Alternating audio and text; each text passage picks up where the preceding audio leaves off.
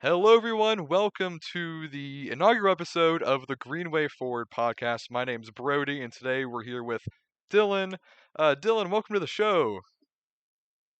Thanks so much for having me. I'm really excited to be on your first episode. Yeah. This We is wanted awesome. we wanted someone that was from the Green Party to be on this show for the inaugural episode. But really, we'll take any leftists, we'll take Marxists, communists, anyone, socialist, whoever. If you hate capitalism, this is your show to come on. So you want to tell us a little about your where you're from, what your story is with becoming a leftist? Yeah. So until probably a year ago, I was, a regular old duopoly Democrat. And I voted for a lot of people who I didn't necessarily agree with on every issue, but you were told vote blue no matter who. Yeah, And I I always thought that I could either help change the Democratic Party or the Democratic Party would finally meet me where I was at, like supporting universal health care, housing for all, peace, yeah, climate action.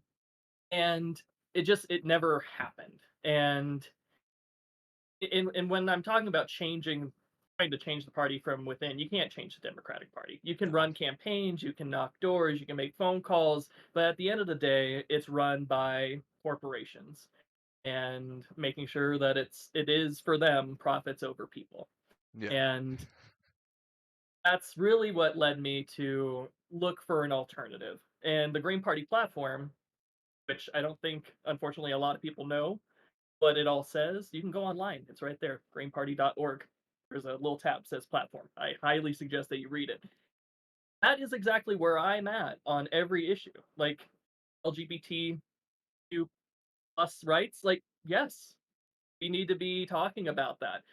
Not just one day a year, but every day of absolutely. the year. Uh, and I can go on forever, but essentially what happened was I tried my best to be a part of my democracy within the Democratic Party, and year after year, I was given examples how the Democratic Party is not the Democratic Party, Yeah, and now being the co-chair of the Longmont Greens here in Colorado, I get to have a real impact on issues by knocking on doors, sending text messages, um, starting petitions. Like we just launched an eviction free Colorado petition yesterday.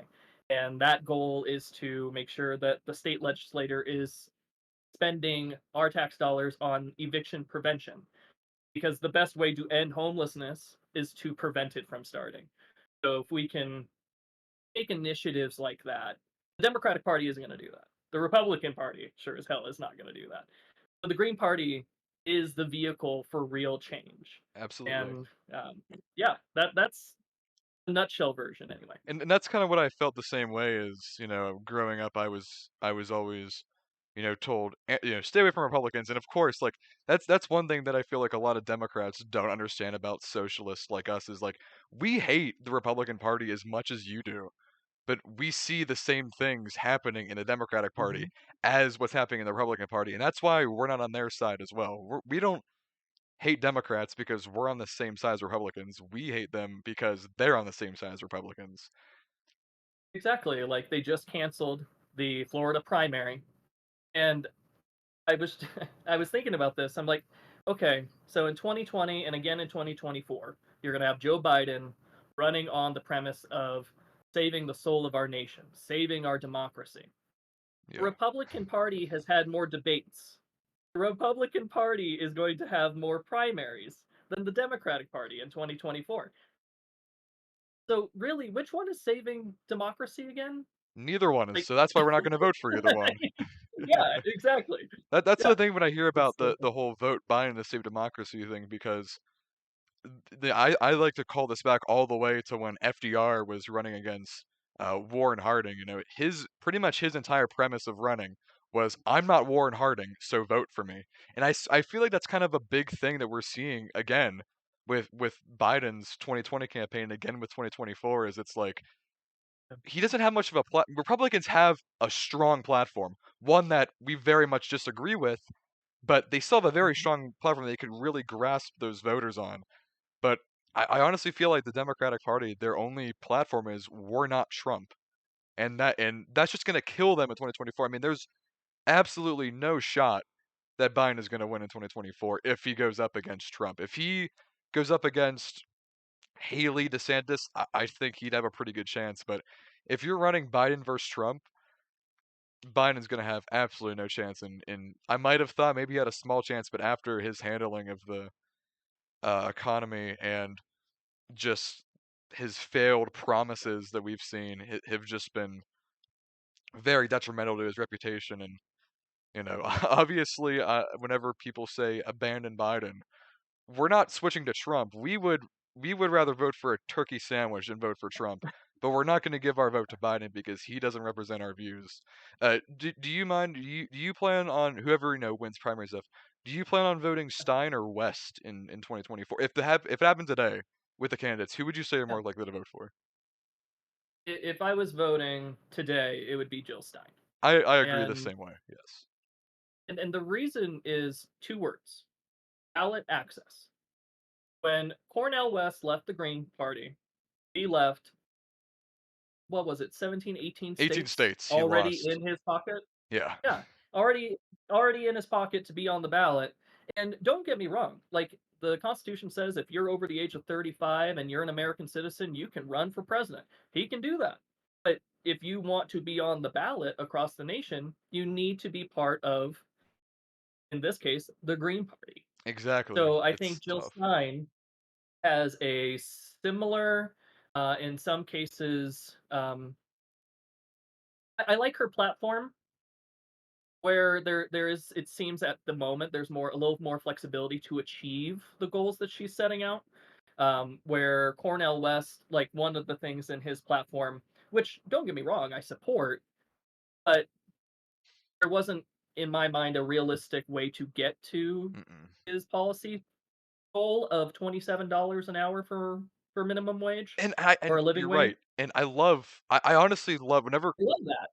yeah, whenever Cornel West was first running and he announced his campaign against the People's Party, I didn't take it a lot seriously because I never heard of the People's Party until then. And then when he switched to Mhm. Green, whenever he first announced switching to Green, that's just whenever I was leaving the Democratic Party, earlier this year. I mean, I went of a span in maybe 9 months from a Biden-loving liberal to just a radical socialist. And Thank God. yeah, I don't know how I did it, but I mean, a bunch of things radicalized me. I mean, the Biden administration for sure, who I thought used to be the savior, and then carrying out like the Biden administration is carrying out the same things I feared Trump would do if he won in 2020. And I don't doubt that Trump would be doing the same things, but that's not the point. He's not in the White House right now. There needs to be accountability taken for what Biden is doing now. I know Trump would be doing the exact same thing, but that's irrelevant to what's going on now because the people who might I'll be support honest, Biden. I didn't have Biden building the border wall on my bingo card this year. I didn't have it. No, I that guess I came out of should have had it. nowhere. That came out of nowhere. Yeah, it was like, okay, we really are just the same party. We just like this color more than that color. Like, Yeah, yeah, yeah. it's insane to me. Um, and then like abortion rights. Democrats had the House. Democrats had the Senate. You have Kamala Harris who can break ties in the Senate if there was a 50-50 vote. Why is Roe v. Wade not law again? Why didn't we codify it? They had that Because, opportunity not over Biden, but also in the Obama administration, they had that oh trifecta as yeah, well. And absolutely. Yeah, and they've been talking about this for decades. And there has been no action, but all of a sudden, it's this thing that they can use to make a lot of money, right? mhm. For re-election campaigns, for the DNC. And that, when is the governing supposed to happen? I thought once you were elected and Congress, like the session started, that's when you started passing bills. But Yeah, we can't even keep government open. that's true because you hear a lot of Democrats and liberals say, vote Biden to protect abortion rights and whatever, and it's like you aren't protecting abortion rights. You're just letting Republicans rip that away, and that's why the We Democratic have Party fewer is rights now under Biden than we did Trump. because the Democrats are because that's what they do. I mean, I've always said for a while now that the Democrats are just die Republicans. They might be slightly better on social issues, or at least they claim to be.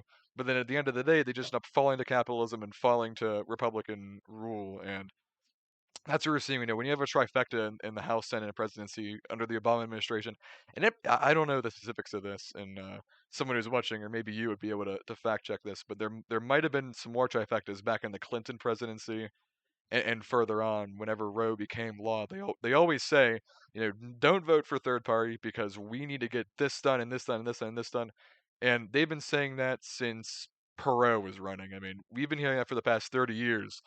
Don't vote third Right. party because we need you to win. Next election, we'll have a better candidate, and then you can vote third party once we get everything done. Well, you've done nothing. I mean, we're seeing so much under attack in this country. Abortion rights, the rights of trans people are going down, and they could have done whatever they could to codify these laws in, and the fact that they aren't just goes to show they're serving the exact same corrupt corporate capitalist system that the Republicans are.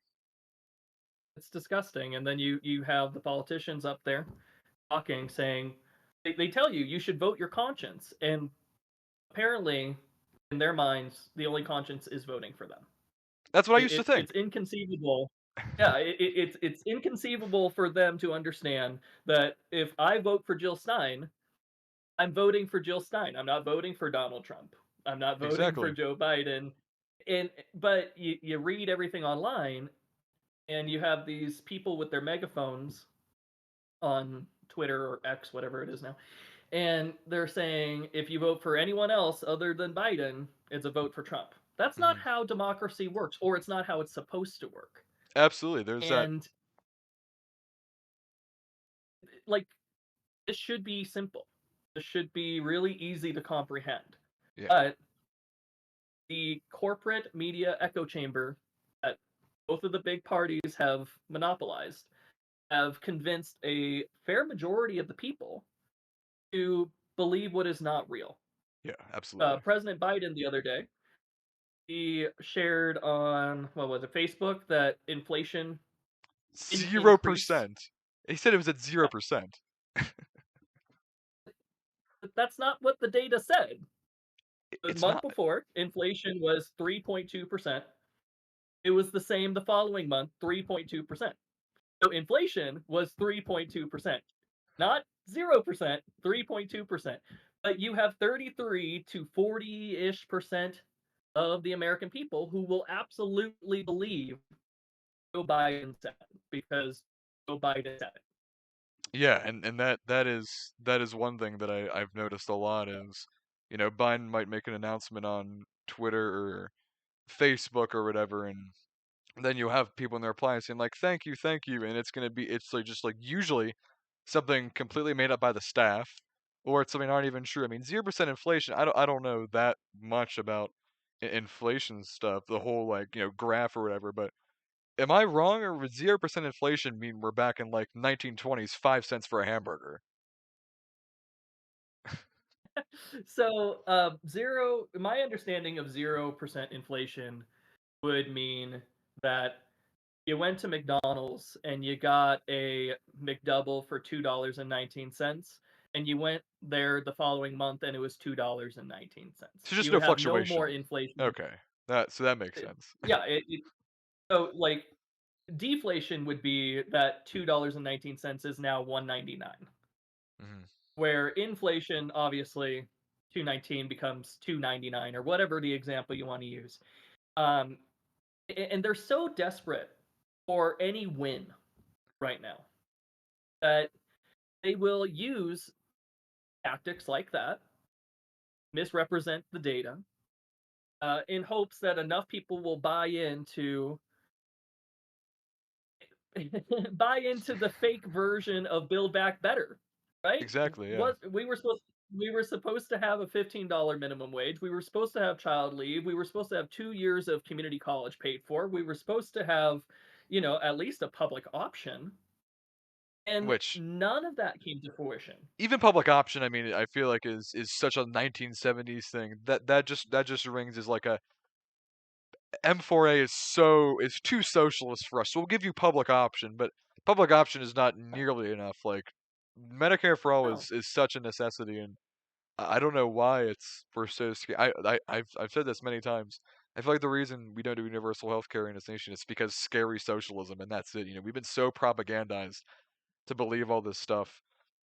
Equating and the one thing that the media likes to do, especially the far right media, likes to equate North Korea to having a socialist universal healthcare government.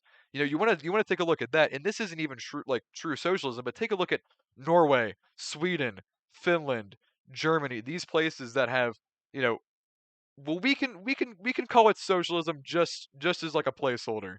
It's not 100% true socialism, but it's close enough that I'd be satisfied with that here. I wouldn't hate all the rights, especially in the Netherlands. Netherlands has I believe it's 2 years of paid maternity leave by law. If you have an employer, like a business over a certain amount of employees, like if you have like a small business, I don't think that's required. But if you're You like do? working at like a Walmart or whatever, and then you have to take Oh, maternity leave, they have to do that. And that's a lot of those Nordic and European countries. I mean, they figured out, like I said, it's not 100% socialism. It's like democratic socialism, which I would still be very satisfied with compared to what we have here. But those countries have it right, and we can't seem to figure it out for whatever reason. And whenever the media talks about that, a lot of those, like again, those conservative far right medias like to use socialism to scare people, and they'll say, under socialism, you're all gonna starve. But then 5 seconds later, they'll say, "Oh, Governor Shapiro in PA wants to provide free breakfast to kids." That's socialism. So is feeding kids socialism, or is letting kids starve socialism? Which is it? exactly, and it's funny because, like, all the time you hear, "America's the best. America's number 1. America," right? But we don't treat Americans the best. No, We nowhere do a near as really good job at helping other nations with their problems, funding, you know, their issues overseas, but when it comes to addressing issues at home, well, the personal accountability. We don't help people here in America. not at all. What? Unless you're the 1%. Like, yeah, I mean, and they have socialism, right? Those at the top are taken care of by our government, no questions asked. Hmm. But as soon as you don't have the financial resources to make sure that a preferred congressional candidate wins their primary and then is pretty much guaranteed to go back to Congress, all of a sudden, oh, we don't have enough money. Yeah, What? Like, I, and then when it comes to the whole corruption piece of it, like Bob Menendez in New Jersey, how is he still in office? Why did it take Republicans this long to expel Santos? I can't tell you. Like, why is Donald Trump not behind bars? Like, these are just very basic questions, and I don't think anyone has a really good answer for it. And the only word that I can come up with is corruption. Exactly. Like, if you know 1000% if right. you know the right people and you have the right resources, all of a sudden you can stay free even though you've committed, felonies, Exactly. crimes. It the system is broken, and we need to break it further. And by that, I mean we need to literally destroy the duopoly. We 100%. need proportional government. Like, I'm not suggesting that everyone in Congress should be a green. I would love that. But I'm not suggesting that they should. I'm all for a debate. I'm all for different points of view and coming to a consensus. It doesn't have to be my way or the highway. But right now, you have two sides of the same corporate coin in Congress. controlling the purse strings, our tax dollars, Mhm. and then parroting the talking points. Like it's amazing. Uh, the Trump campaign will just send their talking points straight to Hannity. Mhm. When Tucker Carlson was on there, same thing. Yeah, just start saying this. And then when it doesn't work out, like Mexico's going to pay for the wall, like that didn't happen, obviously. Then we just don't talk about that anymore. Mhm. Where's the accountability in any of these arguments? There is I none. it's it blows my mind. There is none, and that's one thing, and I see a lot of leftist circles saying, you know, dismantling the system, you can't vote your way out of it. And while I want to believe that's true, I still believe the best that we can do right now is vote third parties and do the best. And it starts with the local things. Allegheny Greens. I went to a meeting back over the summer with uh, two candidates. There was Carl Redwood, who was running for Allegheny County Council, um, and he lost. And what was crazy about that election is he was running against a Democrat, but the Democrat was so bad that even the Pittsburgh like college Democrats endorsed the Allegheny Greens member Carl Redwood, but he still That's lost. awesome. Unfortunately, I mean, it's not like it was a blowout. He might have lost by I don't know. I think he might have lost like 13,000 to 7,000. It was acceptable, not running as a duopoly member. He ran as independent. And then another woman I met, Tara Yarney. It was either Yarney, Yanny, something very something like that. Ran for Edgewood Borough Council, and she actually won, which was great to see. There's this Allegheny County elections tracker, and I remember I was using Control F and typing in like the abbreviations to see, Yeah, and I did find one green, and it was her that was down there, and it was a vote three kind of thing, and she came in third place with enough votes and was able to win. But I encourage people to do exactly stuff like that. I mean, go at your local level. Do you in where you're at? Do you have a local town council at all? yeah, Longmont City Council. And in Colorado here we actually have um, two Greens in elected office.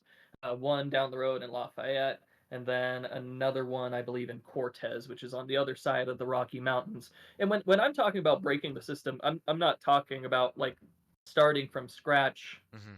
redo the Constitution. I'm talking about breaking the Democratic and Republican stronghold Absolutely. on on Congress, breaking the duopoly, and that's why on January 5th I have a break the system candidates forum that we're going to be doing online with four congressional candidates who are running for Congress on the Green Party ticket. Um, Jason Call in I love Jason Washington. Call. Absolutely. Yeah, He's he's great. amazing. He's great. Sean Daughtry, he's running for California's 19th congressional district. Super pro peace candidate. Highly encourage people to check out his website. And then you got Christina running for Senate in New New Jersey Jersey. Yep, I against like Bob her. Menendez. And then you have Justin up in Connecticut, who's also running for Senate. So like the Green Party has people running for office. They just need the resources. And Yeah, by absolutely. resources, I mean not corporate donations, because Hmm. that's the whole thing about being a green is like a pure democracy, a pure 1,000%. campaign. And yeah, I highly encourage people supporting, like you said, down ballot races, city Hmm. council, state offices, state senate, state house, school boards. You get a That's green on a a school big board, you can thing. change a lot of things. Exactly. Yeah. I do plan myself to run for the local school because here's we have to weigh in factors is, you know, I encourage everyone to run. This is a third party candidate if you're agreeing for your local council, but how much resources are you gonna put into it if you can win? If you know that you're gonna have no shot, like there's this Allegheny Greens member, Riley Mahone. Great guy, I met him and he ran maybe 2 years ago. I'm not exactly sure when.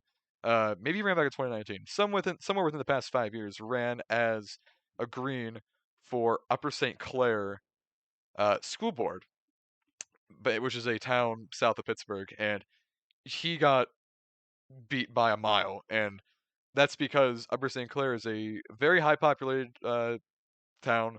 It, just for suburban standards, it's very, very rich, and I'm pretty sure everyone on that school board was a Republican. So you have to weigh your odds. If you live in a town with maybe 2,000, 3,000 people, and there's a council, there's a school board, go and run. I mean, my town is 13,000 people.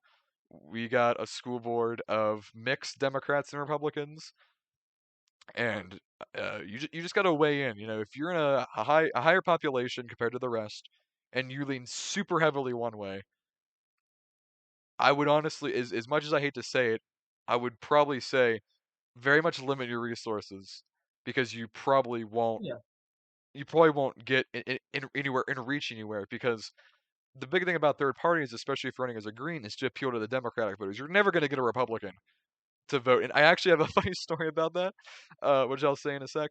But you have to appeal to those Democratic voters. If the Democrats knew what the Greens stood for, like we stand for what the Democrats claim they stand for, and then some.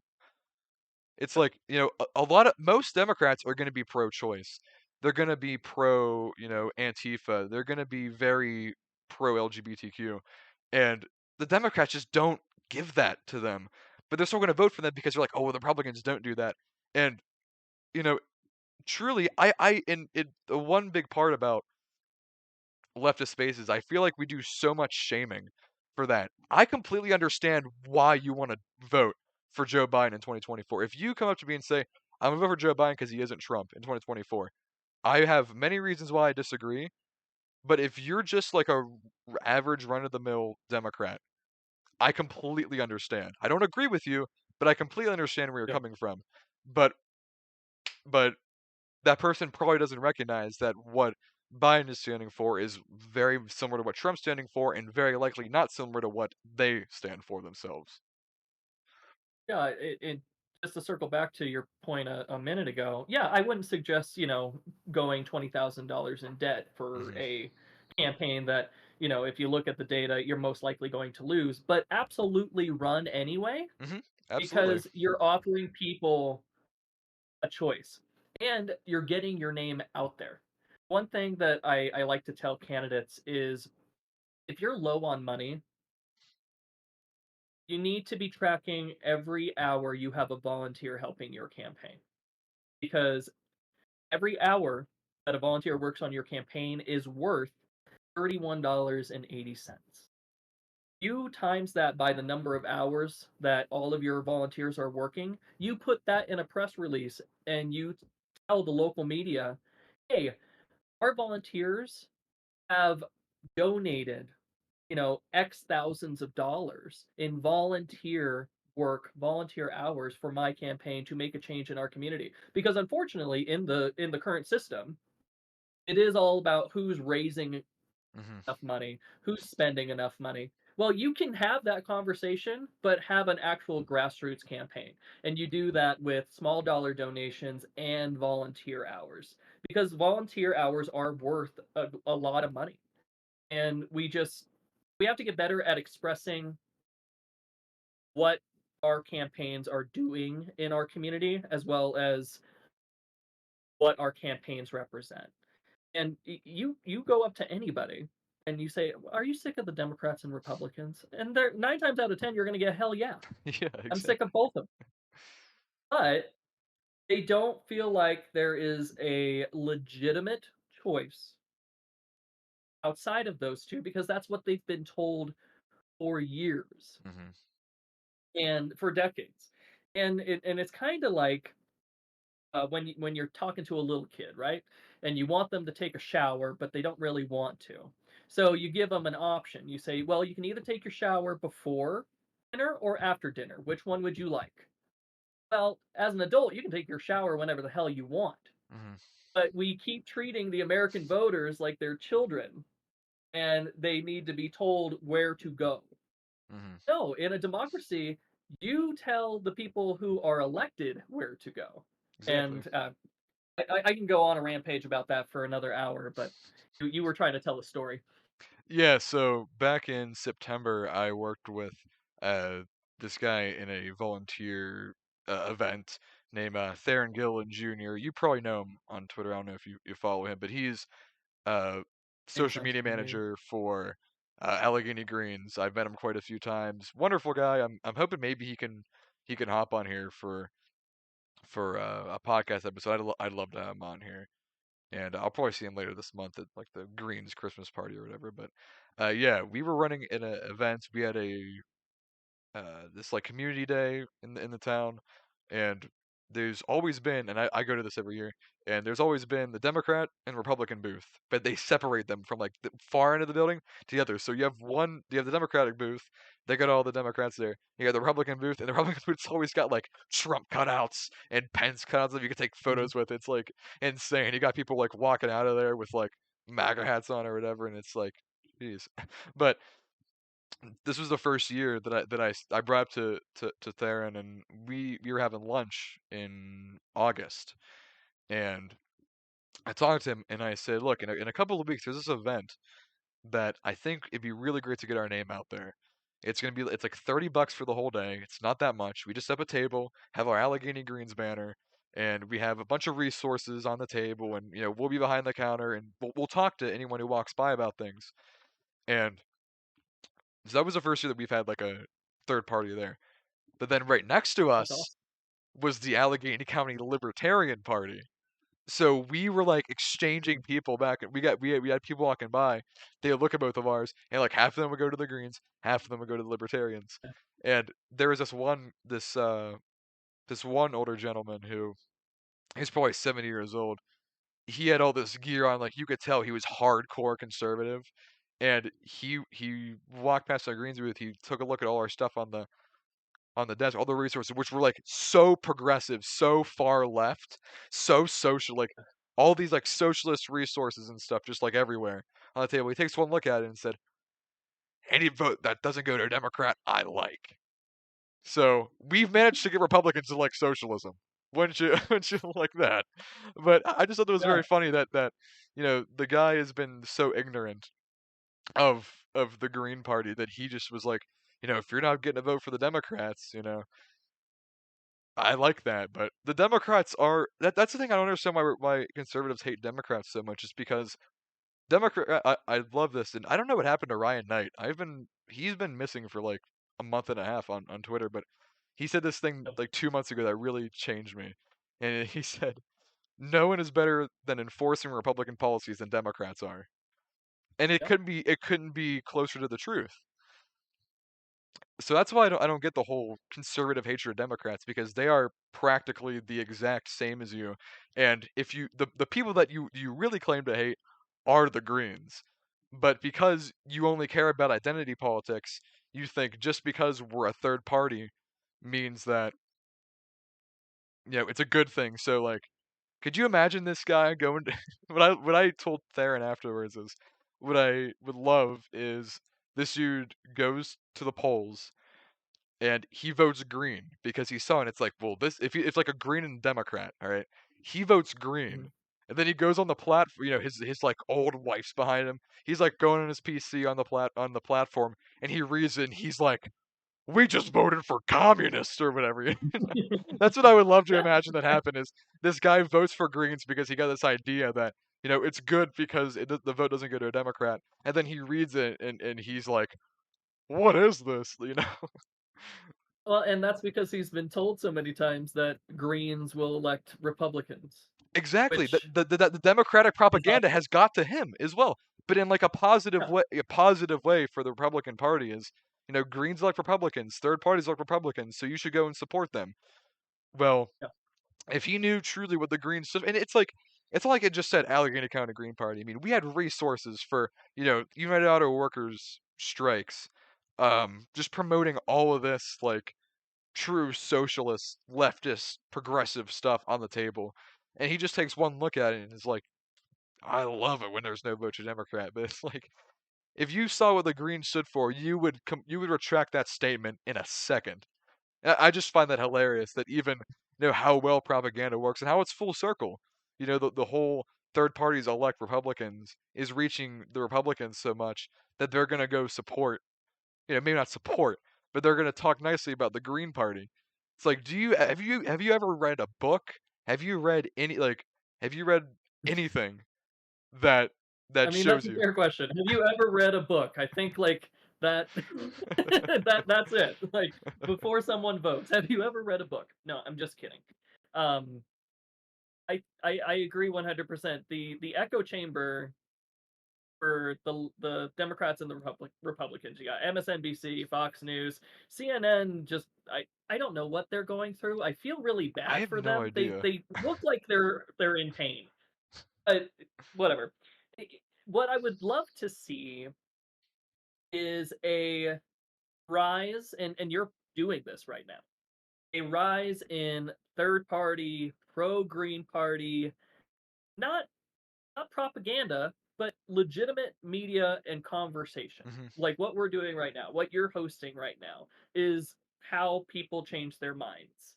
So I want to say thank you for doing this and have for having me on. Absolutely. But we need this times 100. We need 100 more Brodies to get the message out there that for one, there's another option. Absolutely. And two, we have to figure out how we connect 63% of the American people who want another option to the Green Party. And that's what doesn't make sense. It's like they say 60% say they want another option, but there's already other options. And I wish it would, like Australia, United Kingdom, and Belgium, just 3 example countries, they have green parties of their own. And the UK Green Party isn't as prominent as the other ones, but Greens in Belgium, Greens in Australia, they do win federal elections. They are able to get their name out there. And whenever you have, if I don't know the exact parties in Australia, but let's just say for example, we have the Australian Liberals, the Australian Conservatives, and the Australian Greens. Those three are on a level playing field. Any of them can win. But the problem in the US is we have two parties that are on a level playing field, and then we have the Greens and Libertarians that are like fighting for third, and then the rest are just kind of like Yeah. 0%. And I don't know what the best thing we could do to kind of inflate that. I mean, I would be happy if we had a general election for president and a Green won like 20% of the vote. Even if that's not enough to win, I would absolutely, Been absolutely huge. love Yeah. if we could. And the thing with Cornel West's campaign falling off, which I really hated because I really thought his campaign was going to go so strong and he would have a lot of reach. I thought for a while West might do better than like Perot did in '92. Get over 20 million votes. Perot did such a great job in '92 getting that third party vote from Yeah. from the people. And third party, you think nowadays third party candidate in presidency getting 20 million votes is unheard of nowadays. And it was so great for Perot. And even a party that does, like, I don't even think the Reform Party exists today. I think that's been long gone ever since Nadir ran in '04. I'm not sure on the specifics of that, but I was so happy when I was getting into my socialist ideals and reading these election results. I'm like, seeing that like Teddy Roosevelt running as a progressive in 1918, maybe somewhere around there, where he won those electoral votes as a progressive in like Michigan, Wisconsin, those places, and he didn't win much. But I would love to just see, the first goal, get the third parties on the ballot. Second goal, I would love to see a Green just get at least either A, 20% of the vote, or B, win one state. And if Jill Stein can really pull through, and if maybe Cornel West, and I would love to see that. I've seen this online maybe that if you have like a Stein West ticket, oh my God, you're gonna appeal because the leftist voter base is split between That would Stein, change everything. Yeah. West, and then I see a little bit of support for the socialist girls, and I love them. Don't get me wrong, but I vastly prefer Stein over any of those. And I used to be a Stein hater. I used to think Stein was the reason Trump won, and I hated Stein. And then when the 2020 election came and Howie Hawkins ran, I kind of started. That's when I first learned about the Greens. Is I kind of started looking into stuff, and I'm thinking this ain't half bad. And then I started to follow, the only 2 people I followed that were Greens from 2020 until my, breakout of the Democrats earlier this year were Hawkins and Stein. And I really liked what they had to say. And then I always wondered, like, why were they Democrats? Because this is what the Democrats stand for. The Democrats were supposed to do this, this, and this. And then I realized, oh, they're in the Green Party because Democrats don't stand for that. Yeah. And I mean, I 100% agree. But we talked about it briefly in our conversation yesterday. And I wanted to make sure that I didn't forget to bring up this point. I think the biggest issue with connecting with those 63% of Americans who want another option is how the Green Party and other third parties talk to the American people. Hmm.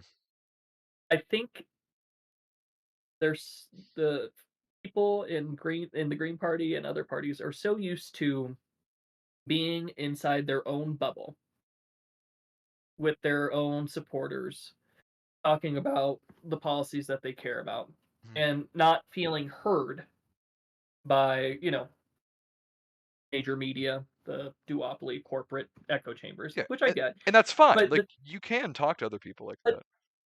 they they feel like no one's going to listen, so they have now started to talk in a way that no one is listening. Hmm.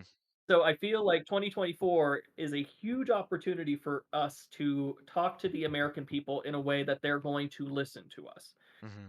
It's not going to be, I don't think revolution is going to be the thing that gets 61-year-old Lucy in Iowa to vote for the Green Party. Hmm. I think it's you're not going to have to cut your pills in half anymore to afford food at the same time, Hmm. because not only are we going to make sure that you have Medicare before you retire, but everyone in your family has Medicare. And if you are on a low income, we're going to make sure that you have access to EBT funds, and we're not going to cut it because we believe that everyone in America should have food in their stomach. Exactly. Like, if you talk to people like that, universal healthcare, universal end to hunger, you get your point across without people, for one, either not understanding the words that you're using, or two, getting scared. Because they've been taught to be scared Hmm. of third parties, leftists, socialists, Marxists, what have you. They've been taught since they were young, do not go that way because that's how the end of America begins. Hmm. Well, I hate to break it to you, sweetheart, but the end of America is here, and we need to fix it. But we have to communicate that in a way that's going to get 63% of Americans who are interested in another option to go down one more name on the ballot. And you're completely right about it. I feel like the whole the whole thing between the parties is the Democrats, you can't reach the Greens to the Democrats easily because they feel like their votes are being drawn away. And you can't reach the Greens to the Republicans because they are scared of socialism.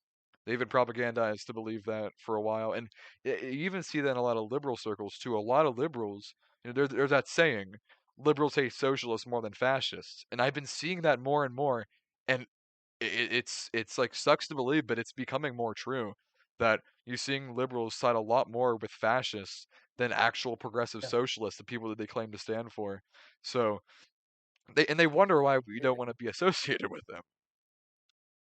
Yeah, I mean, what happens is, like, Republicans won't compromise at all. And like, 100%, like, go you. If that's what you truly believe, I love that for you. You stick to your principles. But Democrats, they're like, well, we have to govern, so we have to compromise with the Republicans. Okay, well, now you've gotten closer to Crazy Town, and they're Mhm. not budging.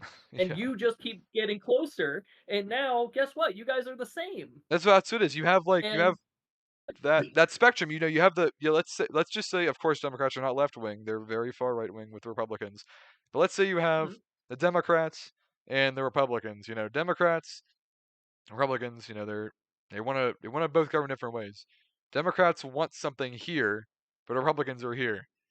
They have to compromise, so they move here. Republicans don't budge. All right, we want something here, back to our old position, but we want to compromise with Republicans. So now we're going from here to here. And then the next time they wanted something else, they're going to go from here, and now, congrats, you become a Republican. I mean, look at the Affordable Care Act.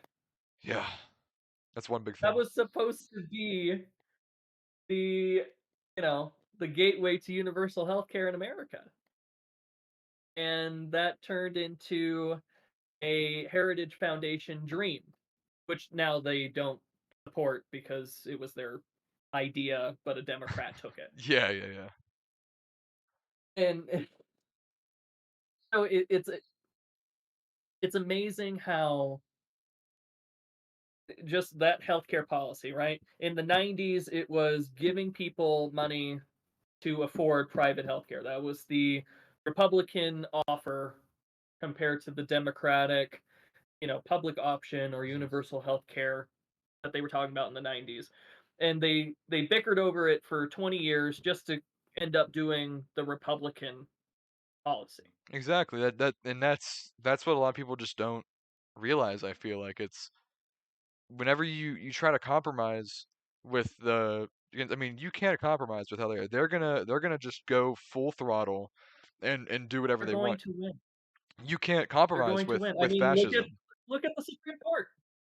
Exactly. Look at the Supreme Yeah, they did everything they could to make sure that abortion rights went away in America. Like that has been their crying call Hmm. since the 1960s, 70s, 80s onward. And they were going to make it happen and they did. Democrats, they don't do that.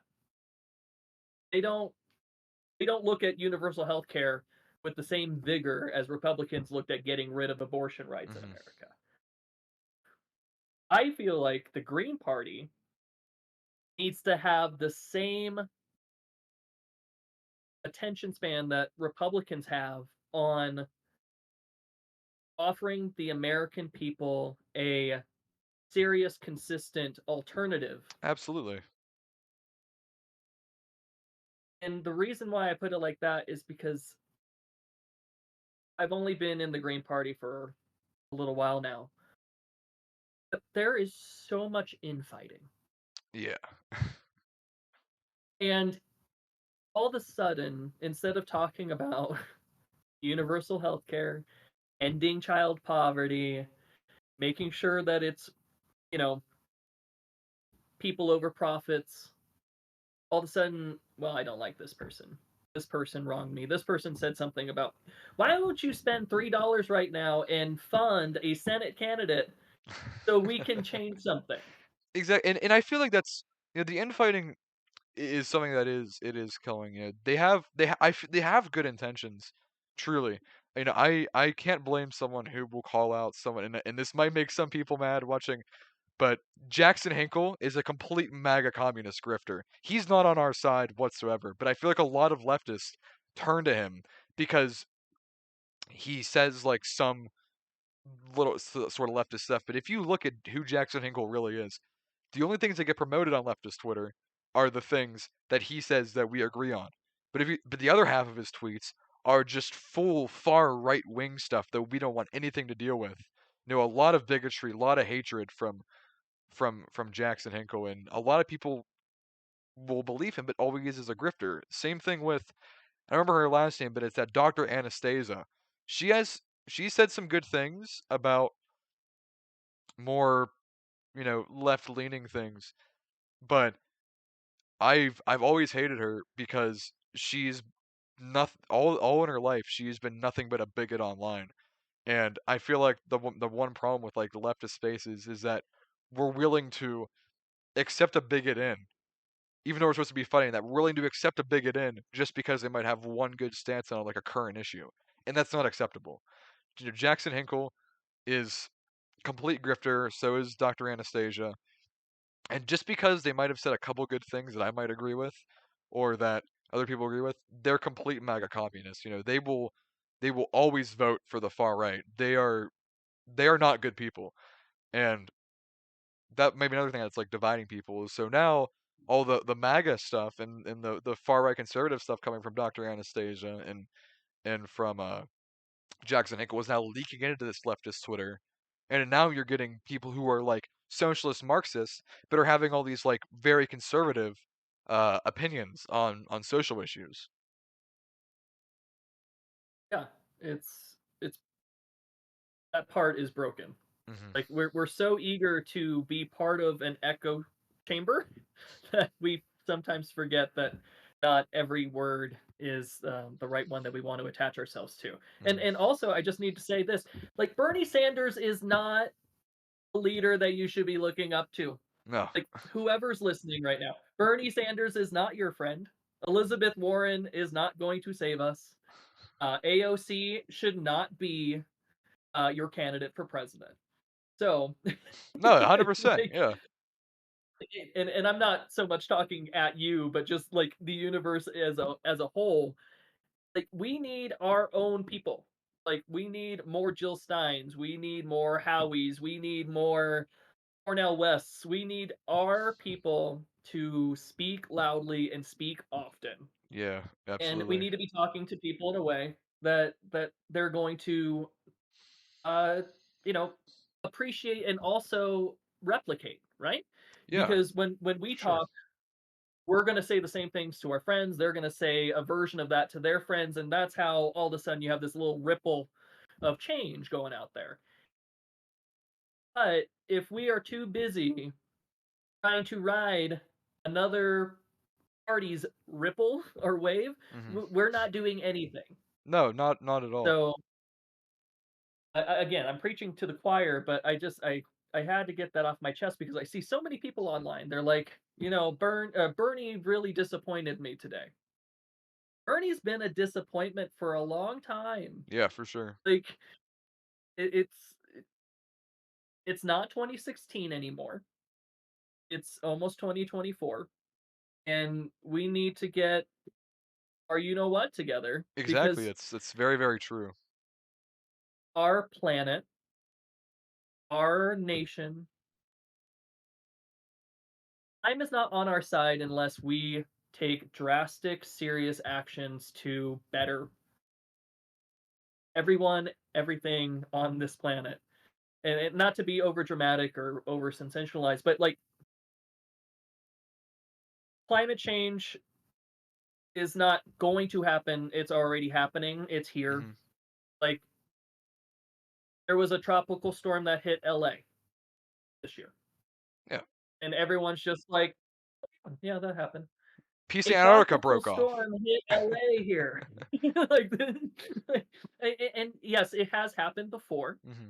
but something that is supposed to be like 1 in 100 years is now 1 in every 10 years, or now once a year. And we get we're like, oh, it's a success because Biden is not going to be leasing this portion of land for oil. Well, like that kind of doesn't And matter, then you know. and then the next week he goes back on that promise and offers, millions of acres somewhere else. Hmm. We need serious change and we need serious people, which is why I'm super glad that once again circling back to your brand new show, um Yeah, like this we're is gonna keep how we doing change this. that. Yeah, I'm gonna try to get maybe one episode out every 1 to 2 weeks. Get maybe 3 or 4 or 5 podcasts a month. I mean the podcast and we're almost at an hour here, and I'm completely fine with going longer. But people aren't gonna be wanting to listen to an hour and a half podcast twice a week. We got to get No. people if we get people to listen, maybe put it on the background, maybe listen to it for 20 minutes a day throughout their entire week as they're doing laundry or making dinner or whatever, or eating whatever you have it. That's how we're gonna get to people, and we just gotta have some people. It doesn't matter like the prominence of anyone too. I mean, Longmont Greens. How many people who are leftists have ever heard of Longmont Greens? I didn't hear about it until I met you, even, and I've been super involved in green stuff. But it doesn't matter really what caliber that we have on there. If we can get that out there, I've already been, you've been trying to promote the new podcast, and when we get it out there, hopefully it gets picked up by the leftist Twitter, and we just get it retweeted and promoted out there, and this can hopefully become somewhat of a success. But this is pretty much the best thing that we can do at the moment. And then vote. So that's what I'm fine with. Yeah, use your voice, use your vote, and people need to remember that their vote and their voice is not for someone else. No, you're It's not. No all one's entitled yours. to it either. It's like, yeah, and the one thing is the people who say, I would love to vote for Stein, but I just don't think she can win. If everyone who said that voted for Stein, guess what would happen? Stein would win. You get that you get the Weird. the problem is, you have to get those coalitions of people. It's like, you know, I don't like Trump, but I want to, and I like what Stein says more than Biden, but I don't feel like she can win. I want to do what I can to prevent Trump, and it's like if you had all those people get together, the same reason they get together to vote against Trump, if you get those same people to get together and vote against both of them, guess where all their votes are going to? They're all going to Jill Stein. And now you see the rise of third party people. If people would just get together and do that, and honestly, the thing that could really save is if we had someone very high up, preferably a Democrat, to do this because it's not going to work for Republicans. But you get someone as a Democrat to completely talk good on someone like, oh my god, could you imagine if Biden dropped out and started endorsing Jill Stein to death? It's never gonna happen. But if you have someone that's high up and has those people who were more likely to agree with the Greens, and those people are the ones that you can pull in and get to vote. I mean, if all those people who said Jill Stein can't win, so I'm not voting for her, voted for Jill Stein, there you go. You have a Well, victory. I think just to piggyback off your point a little bit, like Justin Amash, like he was a Republican and then he switched his political party while he was still in Congress to libertarian. He became the first libertarian to ever be in Congress. Yeah. If you had something like that, that would be amazing. That'd be great. And you can do that at the local level as well. Like if you are already on city council, already on the school board, already in the state house, state senate, you can change your affiliation. You Yeah. can, Be nice. go from a Democrat to an independent. And independents, at least out here in Colorado, if they align with the Green Party platform, we'll endorse them. Mhm. Or they can be, a Green Party member like ourselves. But absolutely, like you don't have to stick with your tribe just because you've known them your entire life. Mhm. Absolutely. One Yeah. of the campaigns that we did online here was pretty much calling like the Democrats and the Democratic and Republican parties like uh, a relationship that's no longer worth staying in. Absolutely, You that's can do very, very better. true, and out of all things, that's like the best message we can get out to people, and you could even run as like one thing that you can run as one thing, and then when you win, I don't know how ethical that'd be, but let's say you were in like a super like Democratic area. Would you feel like it's ethical to run as a Democrat and then like immediately after winning, like just to get that vote, switch over? What do you feel about? I've heard that like conversation online. I've never know how to feel about it. Like, do you have any thoughts on like just party switching like day of inauguration, if you will? I don't like that. I Hmm. think that is unethical. I don't think that's genuine. I It's not. think No. if you are, for example, right now, there are a lot of left leaning Democrats in Congress, or left leaning for a Democrat, I should say, in Congress, who are not pleased with Joe Biden and some of his decisions around the world related to the economy or whatever. If they decided now, after something has happened, something significant that they cannot personally accept being a part of, then absolutely Yeah. make that switch. But to have the goal in mind to run as something as that you're not, I just don't think that that's it's unethical and it's not something that I think Green should consider, even though it No. would be funny. It would be I think funny. It'd be it would be funny, funny. Like but it would be great for Twitter, right? Like, so many people would have a heyday with that, like, got him. But at the end of the day, that person would no longer have legitimacy for another term, You have one term that you like right? the deception on, and that's about it. And that's why I feel like it's like, fairly unethical. It's not the worst thing in the world, but it's gonna kill your campaign. If you're like, if you only just plan on running once, okay, maybe it still might not be the most ethical thing in the world. But if you do that, you have no chance of getting reelected. So I just and the Yeah, thing and is, then also, sorry, like you're not supposed to accept corporate donations as a Green Party. So yeah, if you run as a Democrat and you win, you're taking corporate donations. exactly, yeah. You're not You're gonna run as like an or something. you're not gonna run as like an independent dem at all. You're gonna be running And with them. that's one thing. I'm so glad you mentioned that. I'm sorry. I know that this podcast has gone a really long time, but there was one thing else that I wanted to throw out there. Like, can we just talk about Robert Kennedy Jr. Oh my for god, a do I minute? have to? Like, my mind is completely blown that for one, this man is running for president. I know Two, it's very wild. he is getting between 12 to 22% in national polls. Mm. Three, how is he the son of Robert Kennedy? Like, how is this man the son of Robert Kennedy? Like, I what he says versus his father, like, it's insane. But I think as much as I find some of his positions to be repulsive, he is shining a huge light on what could be for a strong Green Party. And I'm okay with that. 22%. Yeah, Like, yeah. I No, hate the man, he's but he's like, yeah, that's the thing. I hate the man, but he has a what he's doing for third parties and stuff is like the goal that we should all be going toward, and it's a very achievable goal, and it's one that the goal that I agree with, and the way that things are being done, I agree with. Even though I might completely despise the man, you got to give him credit for that at least. and also he did what a lot of other people wouldn't. He told the DNC where to shove it. Hmm.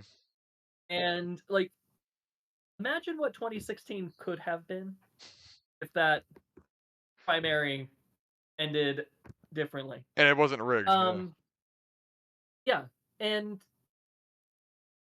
as much as RFK Jr. um like I don't know how he's made it to his age thinking and believing the things that he does, but he has. Yeah. Um he has tapped into a lot of voters who weren't voting. Yeah, that's the big thing Granted, is you're seeing a lot of those like independent people that are like taking a stand because you know I don't know how he gets the appeal of like a lot of like left people. I see people like left people online saying they're going to support him. Like, this is not who you want at all. This is like a cyborg between Trump and Biden. Like, he's like a yeah, it's cyborg. like I don't I, and I don't know how he's getting that support. See, what perplexes me is what voter base is he trying to get? Because none of the above match him. He's kind of like a mixture of everything. He's like a whole mhm, potpourri politician. yeah, like he's I mean he's capitalized on his name, right? So he's gonna Mhm. get a chunk of the baby boomer vote that was told that Robert Kennedy Jr. or Robert Kennedy Sr. should have been president, Yeah. and there was one poll that reminds me. I want to say it was like 6 months ago that like something like 1 in 5 people thought that his father was the one that was running for president. Isn't he dead? Yeah, he was assassinated a long time Oh, he ago. was the one who got But like the primary, and then he got assassinated in like that hotel yeah, kitchen or whatever. Yeah, yeah, yeah. yeah, but like 20% of Americans in this poll thought that he was the one running for president, Oh my god. not his son. Yeah, no, and like, can we just fund education, please? Like, can we Please. put a whole bunch of money into education? Okay, getting back to the original point. He's tapping into like a mixture of independents that hate Democrats and Republicans, but they don't want to do the research about something that makes sense. So Mhm. they hear Robert Kennedy. Oh, I've heard that name before. Yeah, I'll support him. And they're like donating so much money. Like what was it, $15 million It last was that, quarter? yeah. Like crazy for an independent candidate. So that all being said, when this election is over, I think those of us in the Green Party need to look at what Robert Kennedy Jr. did Mhm. to facilitate his campaign and then replicate the non-crazy shit. Yeah.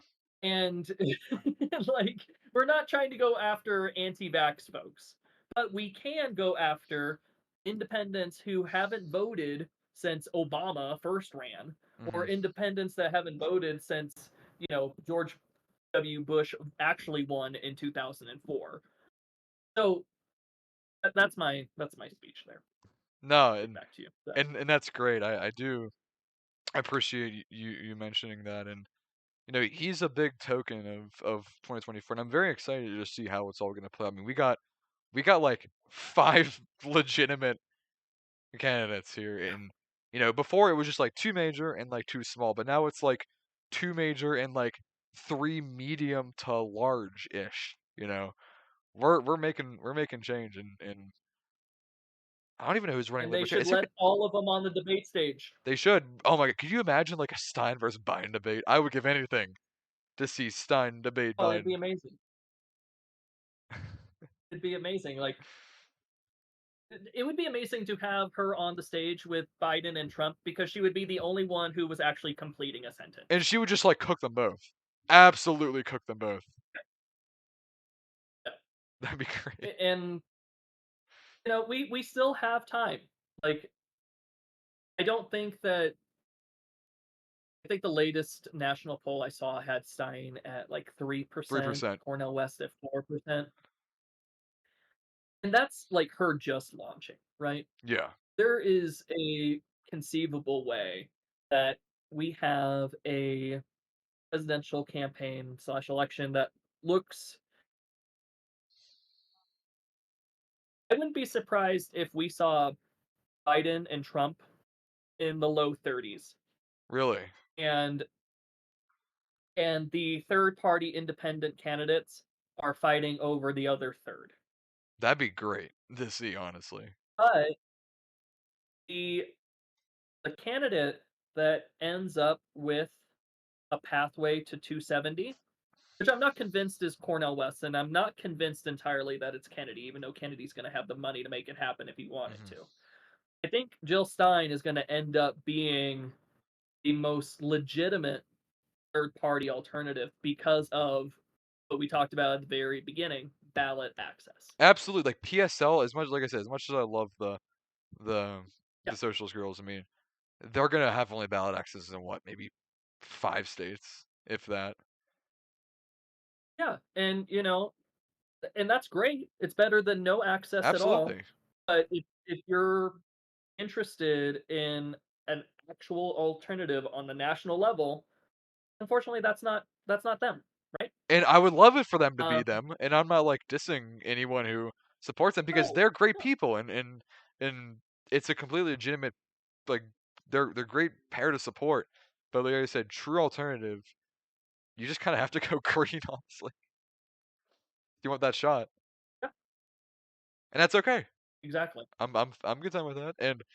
And the thing is with stuff like that is like I don't know, is there been a libertarian announced at all?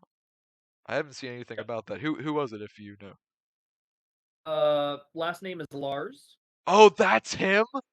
Oh my god, I've seen him on Maybe. Twitter and I'm like, this dude has like the worst takes I've ever seen. Must be a libertarian. And then I didn't Yeah. realize that that was him.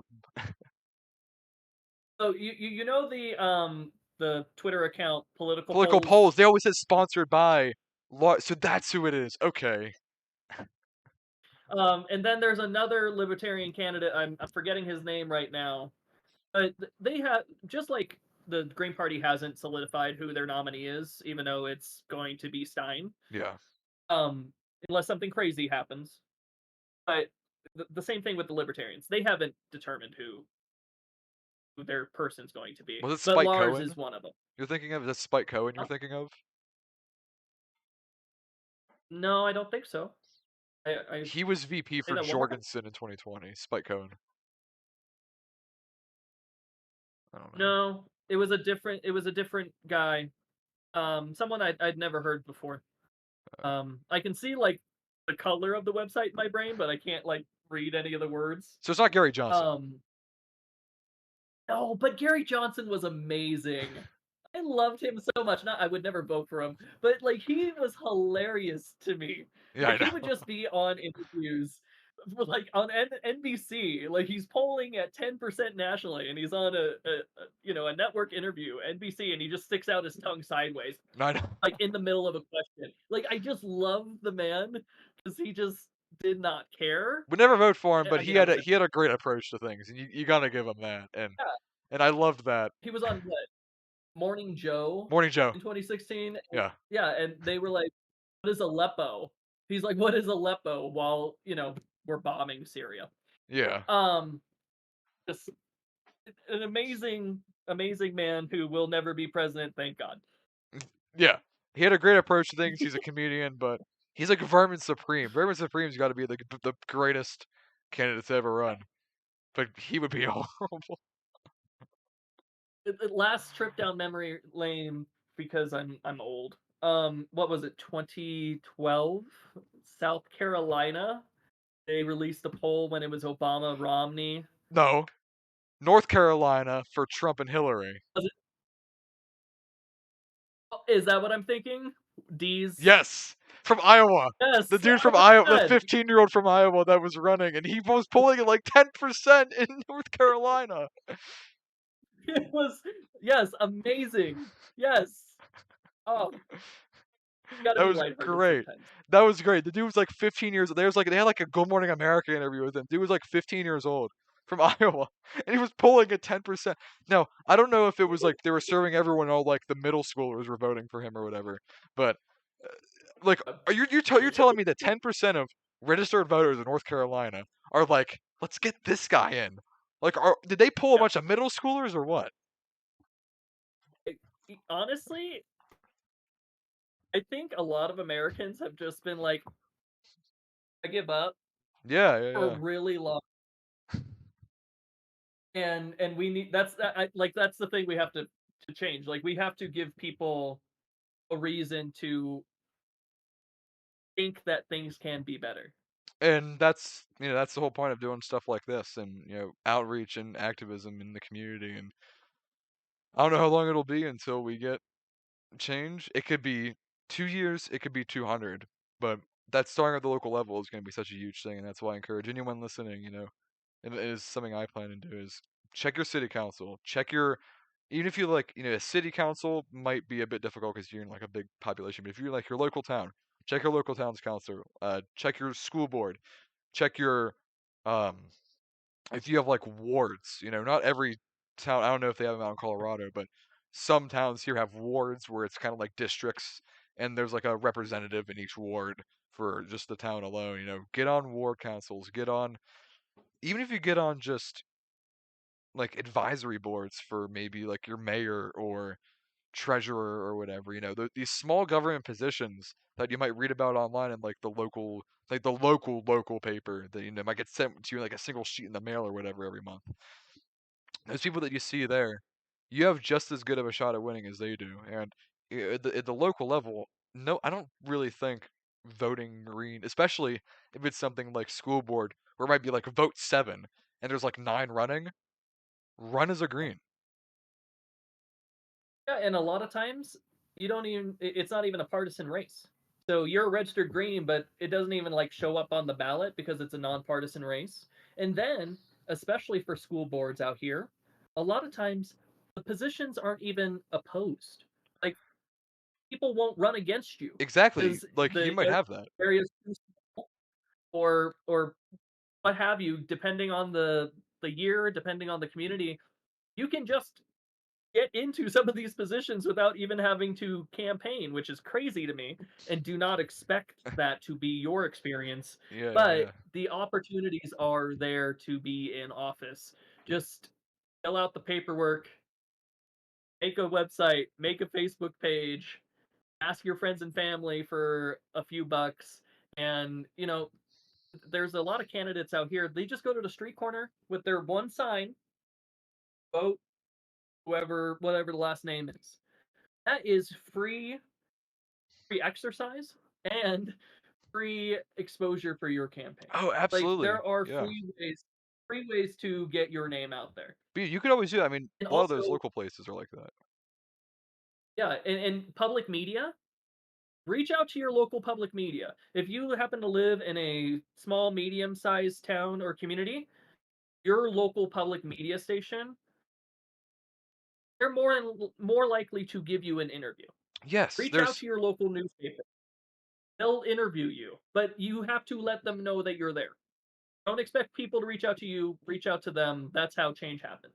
yeah, whenever I scroll through, like, like, when you scroll on, like, I don't know what provider you have, but Verizon, you scroll through, like, channels 20 through 39, every single one of them is local programming, and it's usually, like, a town meeting happening in your town, like a school board doing maybe, like, a high school basketball game, middle school volleyball game, whatever, or just maybe there's some, like, live it's usually in, like, terrible quality, but there's usually some live streamed thing and you can usually get on those for free.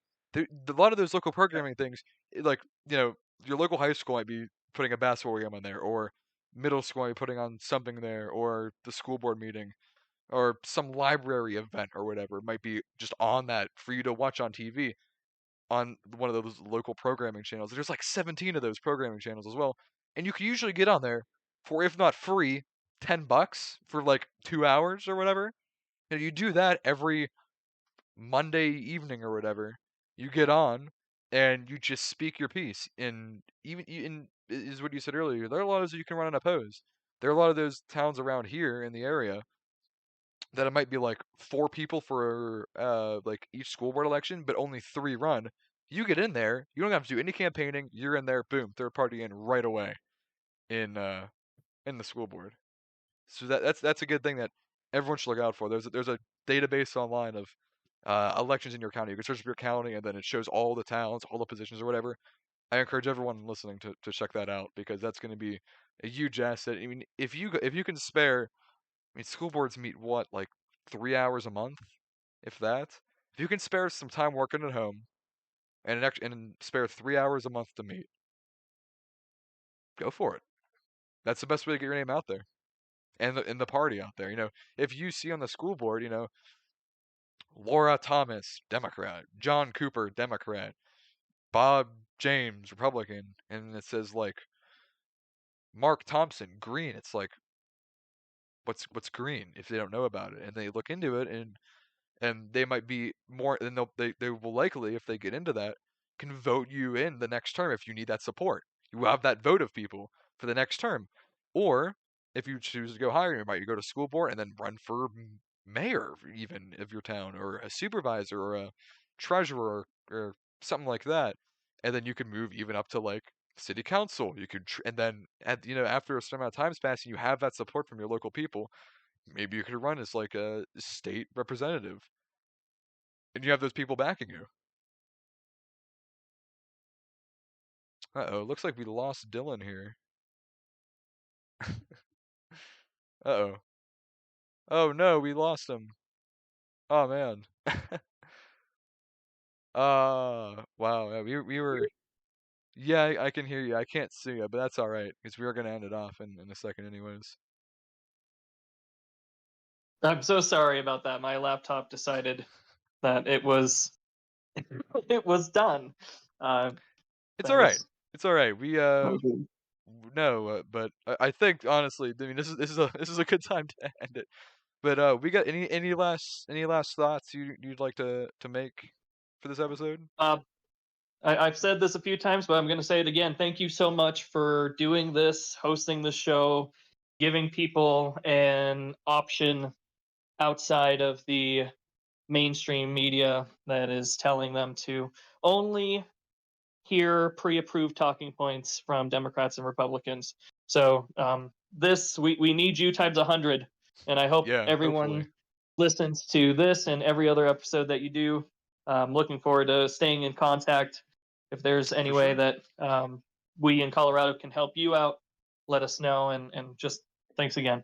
For sure, yeah, loved having you on. If we can get some, I don't know the volume of guests that we'll have, but definitely be reaching out, trying to make connections to people, and we're gonna try to get multiple guests on. I want to thank Dylan for being here for the first episode, and we went for a while. We've been going for over an hour and 20 minutes, but I think maybe having a very long first episode is very good to establish what we're about and stuff, and I appreciate your time on here. So it's been great meeting with you, and we'll just see where the next episode lands us. All right. Thank you so much. Absolutely. All right. So that is going to conclude episode 1 of Greenway Forward podcast. We'll be back whenever we get another guest on. So we'll see how that is. Make sure you guys share this around, and we'll see you guys in episode 2.